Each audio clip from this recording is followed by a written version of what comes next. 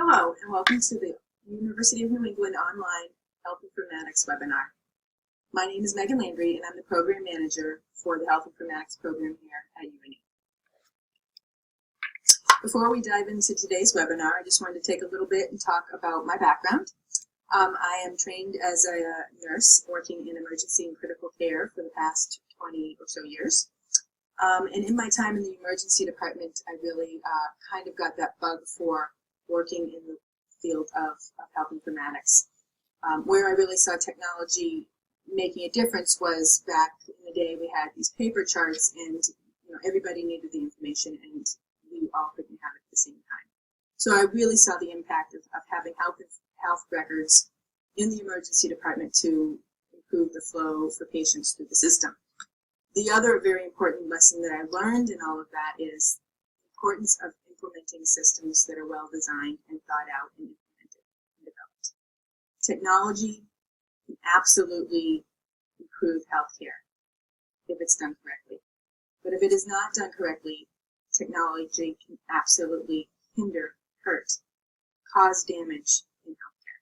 And I think that's what I'm most passionate about, is making sure that we're always being safe around our practice of technology and healthcare. After my time working in the emergency department, I moved on to be a clinical analyst and also a clinical informatics manager, overseeing some good-sized implementations at a large healthcare system here in Maine. And I've also been involved in educational programs and teaching as an adjunct in health informatics. Some of my personal areas of passion are consumer and mobile informatics, the use of information exchanges, especially around patient quality improvement and patient safety. I'm a very strong patient safety advocate.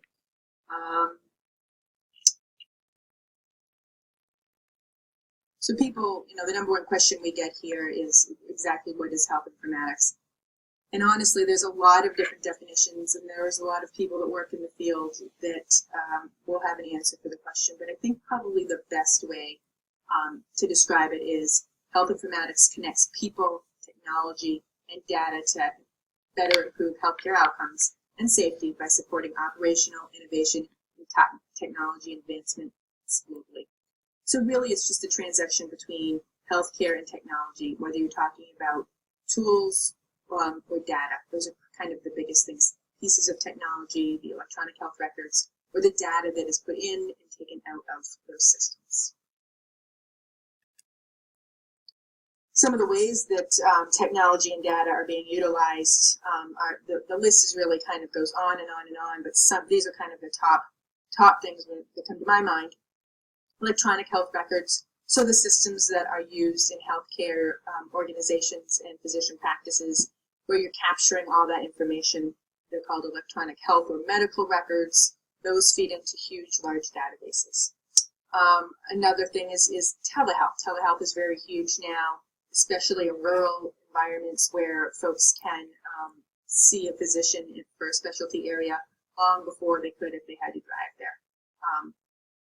Data analytics is another area. So data analytics is we put the data into, let's say, for example, the electronic health record. There's data in that system now, and then we pull it out and analyze it. Of course, we pull it out without patient identifiers, so it's all blinded to any private information. But those analytics can then be analyzed, and we can learn from that. Examples of some of the things we can learn is how many by county pregnant teenage smokers are there in an area, so that we can focus our work to improve those areas where we have challenges and barriers. We can send out extra public health nurses to those areas to improve the areas where there's challenges, and not spend that time, money, and energy in areas where that isn't a challenge. I mean, there's a different problem. Another place where this is all being utilized is billing, insurance, and reimbursement.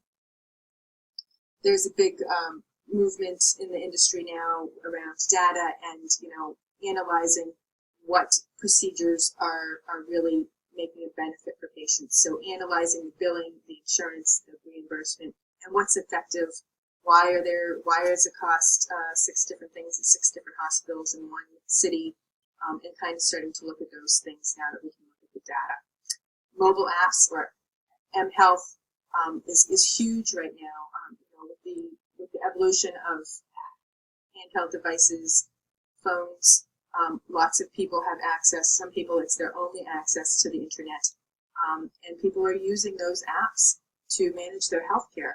So there's a lot of need for app development, for people to do it well, to be thoughtful about it, and to make those designs really meet the needs of the people using them and also the healthcare providers. Trends and cost analysis kind of goes back to the data analytics. What's working, what isn't, and how can we best use our resources to make an impact in improving the quality of healthcare in this country. Electronic health information exchanges are exchanges where data is pulled from different systems, different electronic health record systems, so that basically it's a stopgap between those, one hospital and a physician practice, that their systems don't talk to one another. Those exchanges can help fill that gap. Those are just a few of the examples of technology and data being used in healthcare. The list goes on, but those are kind of the top ones. Who benefits from health IT? I think everybody does. I think we are all, as human beings, we are all consumers of healthcare. That can mean lots of different things to lots of different people, but I think we all benefit from it. Hospitals, patients, primary care practices, healthcare systems, and communities as a whole can really benefit from using technology to make us more efficient, cost-effective, have better quality outcomes for patients. Earlier I spoke a little bit about telehealth, but just to kind of dig a little bit deeper, this is an area that's really expanding in the field. A lot more insurance companies are reimbursing for these type of visits. So here's a couple examples. We're based here in Maine, so I always tend to use the Maine examples, but Maine being a seacoast state, we have a lot of islands, and in this state, there's been some work done along grants and getting technology to the islands so that folks that are on the island all year, and they can get to the mainland, but it's not easy. Provides them another way to get health care through these telehealth visits, whether it's their primary care physician or another use that I've seen a lot of effectiveness out of is mental health visits. So folks dealing with mental health diagnoses, they can do a 1-hour telehealth visit with a mental health provider and have it not be so arduous for them to have to take a boat back and forth. Another example, and you're welcome to look at the links, our elders are able to stay home longer using some telehealth devices where they're able to interact with nurses that reach out to them in their homes, especially those that live in rural areas. So again, a lot of exciting things happening in the telehealth realm. Lots of states are using them, like there's a neurological telehealth initiative here in the state of Maine where all the small hospitals that don't have neurosurgeons can dial into some of our bigger trauma centers in the big cities of the state, and they can get an immediate neurosurgeon consult, let's say for somebody having a stroke. So really seeing a lot of efficacy there as well. Here's a few more examples of some of the types of work that folks do in this field. Clinical analysts might work as a liaison between physicians and nurses, let's say, as an example, and systems that are developed, whether they're electronic health record systems or monitoring systems. They help make those tools work safely, effectively, efficiently for the patients and the care providers.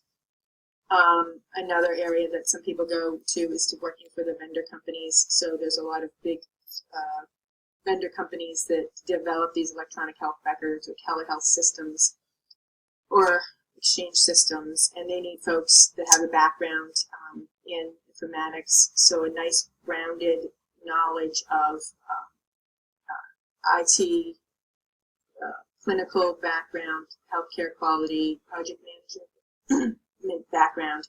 They really do well in these organizations. And another example is those folks that work with healthcare data to extract claims, manipulate that data so that it can be presented in a meaningful way that makes sense to folks that aren't used to looking at a lot of hard to read graphs and charts.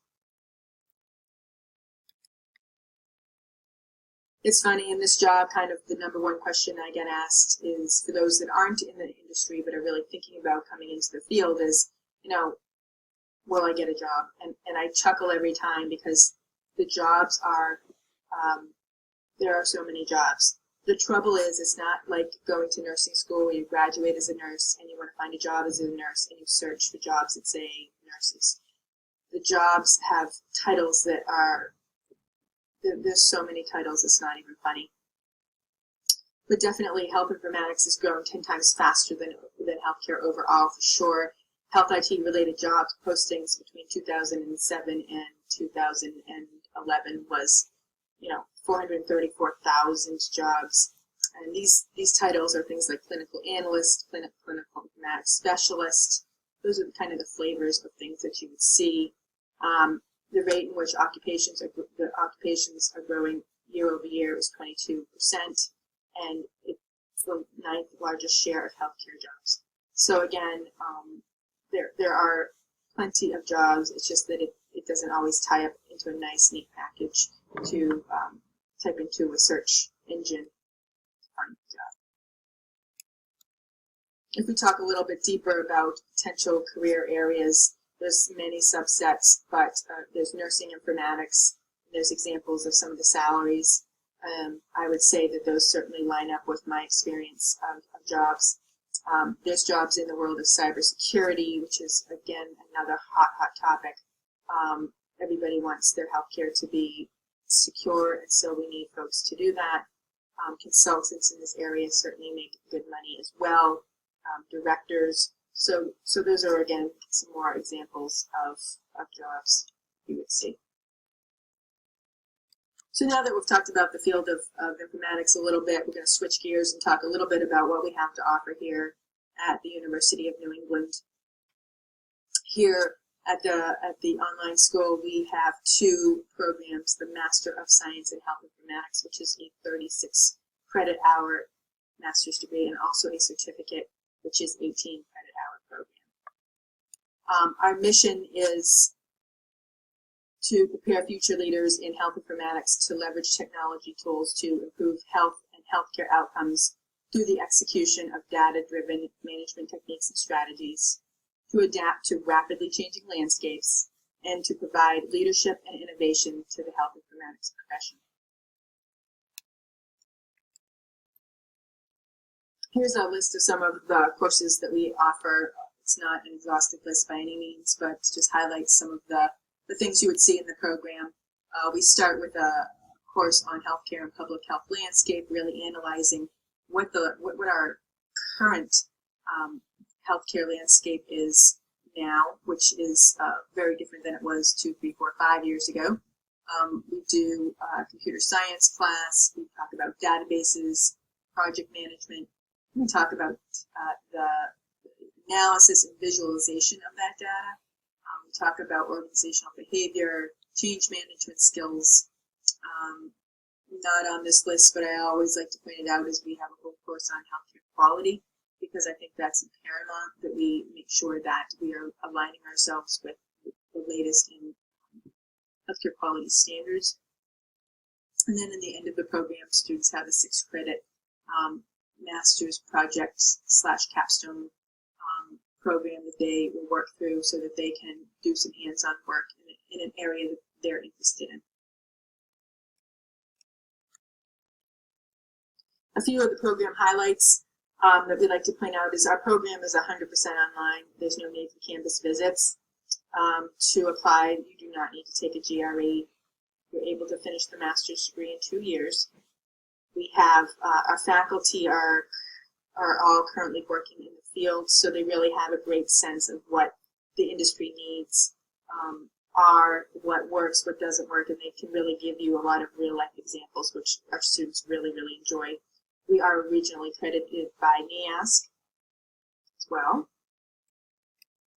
So to wrap up, I just wanted to thank you for taking the time to listen to our webinar. There's more information on the screen here if you want to get some more information. Our phone number for our enrollment team is 855-751-4445, or you can reach us at informatics@une.edu. And you're welcome to visit our webpage as well that has a lot of information. And like it says on the bottom, if you mention this webinar and you want to apply, we will waive the app fee for you. So thanks again for taking the time to listen to us, and feel free to reach out with any questions. We hope to hear from you soon.